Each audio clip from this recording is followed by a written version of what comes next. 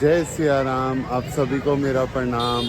स्वागत है आप सभी का आज के एक नए वीडियो में, जिसमें हम आपको दिखाएंगे 7वां दिन। जय श्री राम। जय श्री राम। लैया सभा का रामलीला है। आप पीछे मेरे बोर्ड देख सकते हो, साईं जय श्री राम। रामलीला लैया सभा। तो आज आपको दिखाया जाएगा। भक्तों का हार्दिक हार्दिक स्वागत है। धन्यवाद। प्रभु राम का रथ चलो अब स्टार्ट हो गया, आगे का वीडियो हम बनाते हैं। कॉलेज के प्रांगण में पहुंच चुका है। राम जी भी आ गए हैं, उनका वीडियो बनाते हैं। और कुछ ही पलों में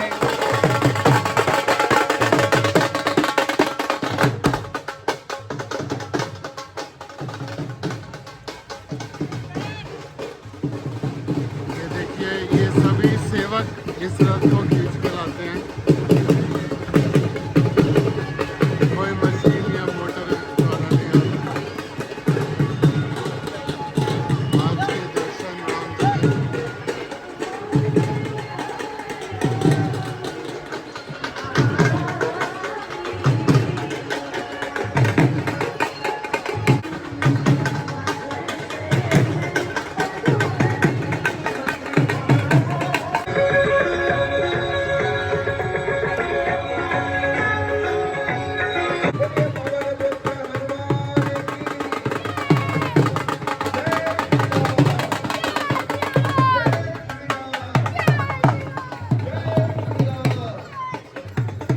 बहुत बहुत स्वागत।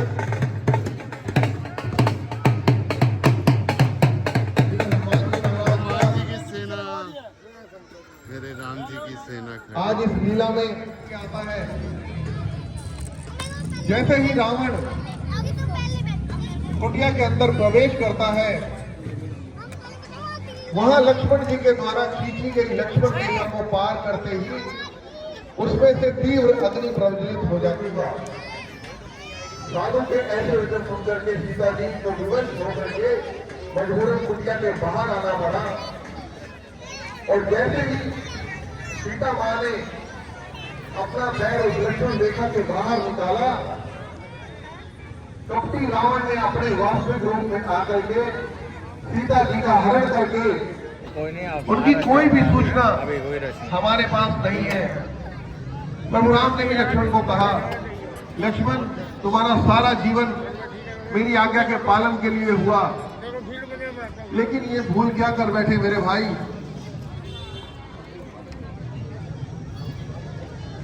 बड़े ही दुखी मन से दोनों भाई वन में विचरण करते हुए जगह जगह सीता जी की खोज करते हुए चले जा रहे। सीता जी की खोज को निकल पड़ते हैं, बिल्कुल बेसुध होकर के, आंखों में अश्रों की धारा के हाथ द्वारा वन के अंदर विचरण करने वाले जीव जंतुओं को पकड़ करके उनका भक्षण कर जाता।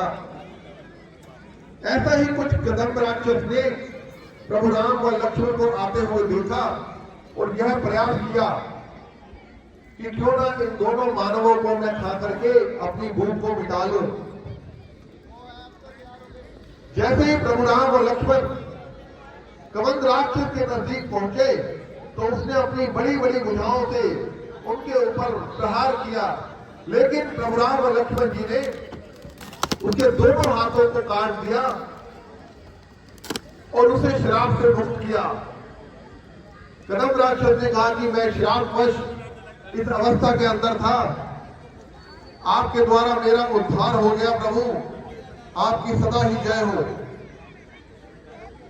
कदम्ब राक्षस को परलोक गमन करा करके प्रभु राम वन की तरफ चल देते हैं।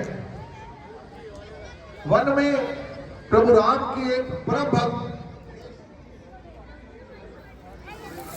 परेशान करते हैं, छेड़ते हैं कि माता राम आ गए, राम आ गए। शबरी बेचारी अपने होश हवास खो करके, सब कार्य छोड़ करके, सुध बुध खो करके राम जी के दर्शनों के लिए हर तरफ भागती है, लेकिन राम जी नहीं दिखाई देते। अंत काल वो समय आ गया जहां शबरी को प्रभु राम के दर्शन होंगे।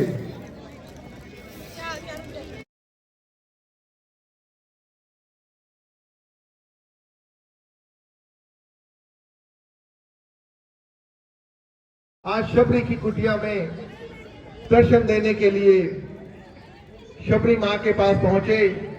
महातपस्विनी महाशबरी माता अपने अश्रों की धार से प्रभु राम के चरण पखारती हैं और उन्हें अपनी कुटिया की तरफ लेकर के जाती हैं, क्योंकि उनके जीवन का सार ही केवल यही था। महर्षि मतंग के द्वारा उन्हें यह वरदान दिया गया था कि प्रभु राम स्वयं तुम्हें आएंगे दर्शन देने के लिए। आज मतंग ऋषि का दिया हुआ वचन फलीभूत हुआ और प्रभु राम महातपस्विनी शबरी जी की कुटिया में प्रवेश करते हैं। शबरी बड़ी ही हैरान परेशान कि क्या करूं, क्या लाऊं, क्या खिलाऊं मेरे प्रभु को, कैसे उनका अभिवादन करूं।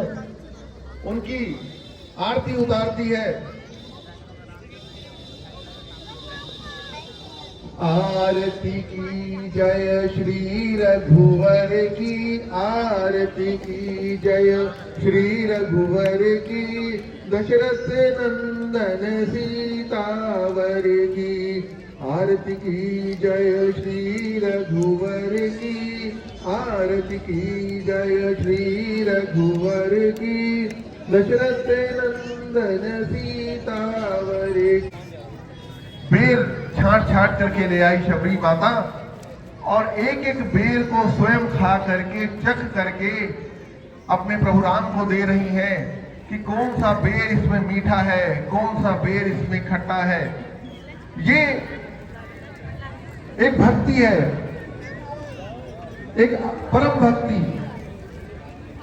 ऐसा भक्त, ऐसा निराला भक्त जो केवल और केवल अपने प्रभु राम को प्रेम करता है, केवल कि वो दोनों सन्यासी युवक, सन्यासी राजकुमार जिनके हाथों में धनुष व बाण हैं, वे कौन हैं और उनका यहां आने का कारण क्या है। महाराज सुग्रीव से ऐसी आज्ञा पाकर के हनुमान जी महाराज ने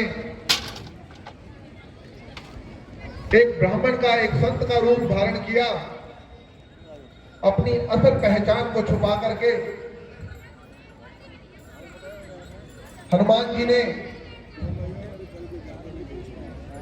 हुआ। प्रभु राम ने कहा, ब्राह्मण श्रेष्ठ, मैं अयोध्या के परम प्रतापी महाराज दशरथ का पुत्र राम और ये मेरा भाई लक्ष्मण मेरी धर्मपत्नी सीता को रावण बलपूर्वक हरण करके ले गया है। मैं उसकी तलाश में निकला हूं। मां शबरी के द्वारा मुझे बताया गया कि कंपा पर्वत पर सुग्रीव जी ही मेरी मदद कर सकते हैं, तो मैं महाराज सुग्रीव के दर्शन का अभिलाषी हूं। जैसे ही हनुमान जी को पता चला कि ये प्रभु राम उनके प्राणधार, जिनके जीवन भर हनुमान जी ने राम नाम की माला का उच्चारण किया, आज वो साक्षात उनके सामने हैं। सुनते ही हनुमान जी प्रभु राम के चरणों में गिर पड़े। कहा, प्रभु मुझे क्षमा करें, मैं किसी कारणवश आपको नहीं पहचान पाया, अपने इस दास को क्षमा करें। प्रभु चलिए, मैं आपको अपने साथ लेकर के चलता हूं और महाराज सुग्रीव के पास जाकर के आपकी सारी व्यथा का वृतांत उन्हें सुनाते हैं। प्रभु राम हनुमान जी के ऊपर कृपा दर्शाते हुए वानर राज सुग्रीव के जिस गुफा में वो रहते हैं वहां लेकर के उन्हें पहुंचते हैं और दोनों को परस्पर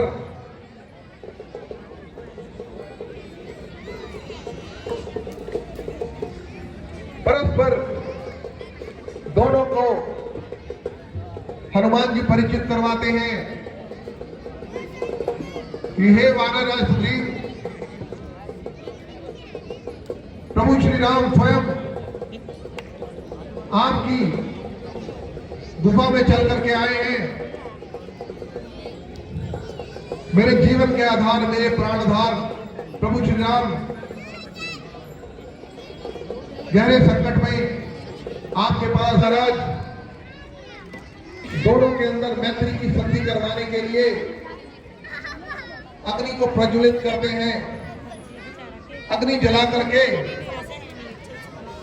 मित्रता की सौगंध खाई जाती है प्रभु राम और सुग्रीव जी के बीच में कि कैसी भी परिस्थिति हो, कैसे भी हालात हो, हम अपनी मित्रता को निभाएंगे और किसी भी हाल में एक दूसरे का साथ नहीं छोड़ेंगे। ऐसी दोस्ती की संधि, ऐसी मित्रता की संधि करके प्रभु राम और सुग्रीव जी महाराज गुफा की तरफ चल देते हैं, जहां पर आगे की रणनीति को तय किया जाना है। आगे के हालात के बारे में चर्चा की जाएगी। सुग्रीव जी प्रभु राम को शिला पर बिठाते हैं, क्योंकि गुफाओं के अंदर पत्थर की शिलाएं होती हैं। शिलाओं का मतलब होता है एक पर्वत का हिस्सा, जिसके ऊपर बैठ करके प्रभु राम को आसन दिया जाता है। प्रभु राम पूरी वानर सेना के बीच में बैठ करके सबके आगे अपने मन की व्यथा सुनाते हैं कि मेरा आगमन मेरी धर्म पत्नी की खोज के लिए हुआ है। लंकापति रावण बलपूर्वक और छल के साथ मेरी धर्म पत्नी का हरण करके ले गया है। मैं उसकी खोज में निकला हूं और मुझे उसके कृत्य का उसे दंड देना है। तभी वानर एकत्रित होकर के प्रभु राम के चरणों में विनती करते हैं, हे प्रभु, हमने आकाश मार्ग से एक अबला नारी को एक राक्षस के हाथों मजबूर होकर के विमान में जाते हुए देखा और उस नारी के द्वारा कुछ आभूषण धरती पर फेंके गए। क्या ये आभूषण आपकी धर्मपत्नी के तो नहीं? जैसे ही प्रभु राम ने देखा कि ये आभूषण तो सीता जी के हैं, प्रभु राम की आंखों में आंसू आ गए। प्रभु राम ने कहा, लक्ष्मण, ये देखो, ये सीता के कान के झुमके, ये देखो उनके हाथ की चूड़ियां। लक्ष्मण जी अपनी नजरें नीची करके कहने लगे, प्रभु राम, मैं इनके बारे में नहीं जानता, क्योंकि मैंने कभी सीता मां को चरणों से ऊपर देखा ही नहीं। ये पाजेब मैं जरूर जानता हूं, क्योंकि ये पाजेब मां सीता की है, जो उनके चरणों में रहती थी। ऐसा चरित्र होता है देवर का, जिसने कभी अपनी भाभी को हमेशा मां समझा और चरणों से ऊपर उठ करके कभी नहीं देखा। ये सीख हमें रामायण से मिलती है कि कैसे लक्ष्मण जी ने केवल और केवल सदा ही सदा सीता जी के चरणों का ध्यान किया और केवल उनके चरणों को छूते समय उनकी पाजेब को देख करके पहचाना। इस प्रस्ताव से पता चलता है कि दक्षिण दिशा की तरफ सीता जी को रावण लेकर के गया और इसका साक्ष्य, इसका सबूत वानर सेना के द्वारा दिए गए आभूषणों से मिलता है। अब प्रभु राम ने कहा, महाराज सुग्रीव, मुझे आपकी सहायता की आवश्यकता है, विलंब न करें, मिलकर के रणनीति बनाएं। लेकिन सुग्रीव के मन में भय था। सुग्रीव ने कहा, महाराज, यदि मैं इस गुफा से बाहर निकला तो मेरा जुड़वा भाई, मेरा सगा भाई जिसका नाम बाली है, वह मेरे प्राण हर लेगा। उसके सिर पर खून सवार है। वे केवल और केवल दिन रात मुझे मारने के लिए नई नई योजनाएं बनाता है।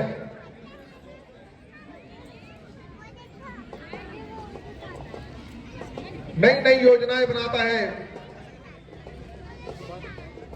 यदि आप बाली के साथ युद्ध करके उसे परलोक पहुंचा दें, तभी मैं निश्चित होकर के आपका साथ दे सकता हूं, क्योंकि बाली ने बलपूर्वक मेरी पत्नी को छीन लिया, मेरे राज्य को छीन लिया आपकी और मेरी व्यथा से एक जैसी है, लेकिन बाली तभी मारा जा सकता है यदि एक ही बाण से 7 वृक्षों को आप एक साथ काट दें, तो मैं निश्चिंत हो जाऊंगा। सुग्रीव के ऐसे वचन सुनकर के प्रभु राम ने उन्हें आश्वासन दिया और एक बाण चलाया, जिस बाण के माध्यम से एक ही श्रृंखला में खड़े हुए 7 के 7 वृक्ष कटकर धरती पर जा गिरे। बोलिए सियावर रामचंद्र महाराज की। क्योंकि बाली को यह वरदान था, जो भी इस वृक्ष को एक साथ काट देगा उसी के हाथों बाली का अंत होगा। प्रभु राम ने सुग्रीव से कहा कि सुग्रीव तुम चलो और बाली को युद्ध के लिए ललकारो, मैं तुम्हारे साथ हूं, तुम्हें किसी भी प्रकार की क्षति नहीं होगी।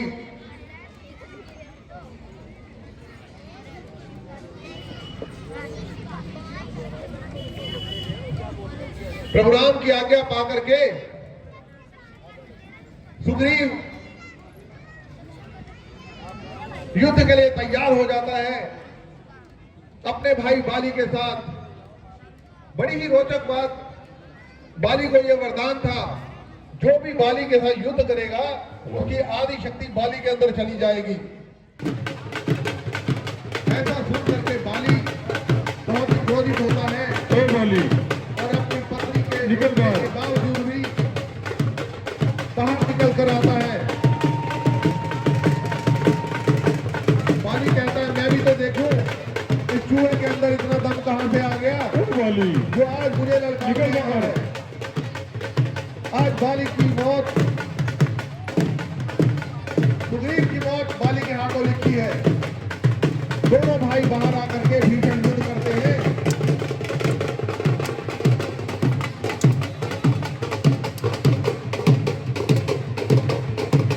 दोनों भाई देखने में हूबहू एक जैसे, एक जैसा कद काठी, एक जैसे वस्त्र, एक जैसा चेहरा।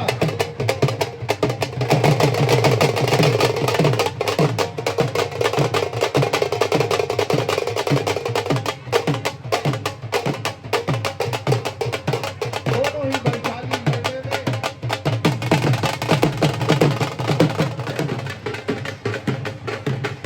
दोनों के बीच भीषण युद्ध होता है। बाहुबल का प्रयोग अपनी भुजाओं का दम दिखाते हुए कभी बाली सुग्रीव के ऊपर भारी पड़ता है, कभी सुग्रीव बाली के ऊपर भारी पड़ता है।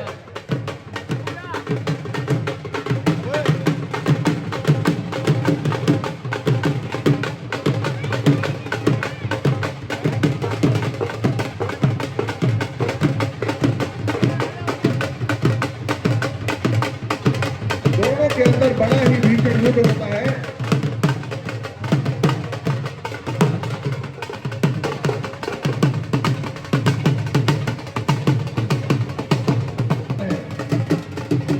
दोनों का रूप एक जैसा, कद काठी एक जैसी, दोनों के वस्त्र एक जैसे। बड़ी ही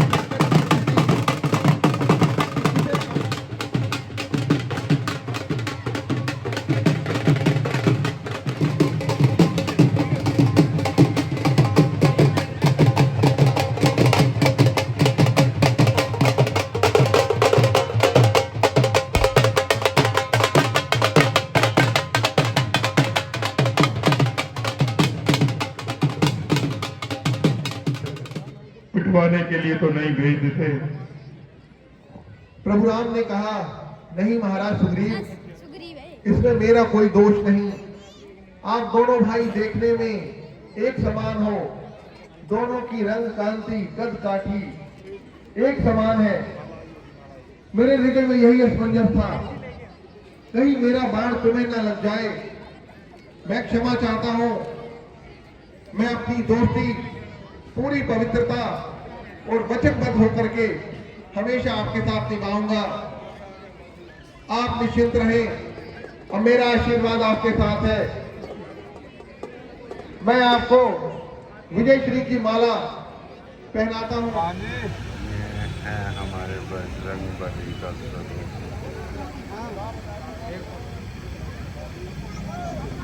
जय श्री राम,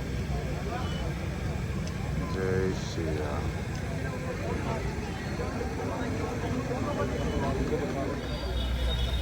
रामलीला के बाद सभी दर्शक आशीर्वाद लेते हैं महाराज जी से, श्री राम जी से, लक्ष्मण जी से। जय श्री राम। सब पर कृपा बरसाए श्री राम। मिलते हैं कल के वीडियो में दोस्तों। आज का वीडियो यहीं समाप्त होता है। जय सिया राम, शुभ रात्रि।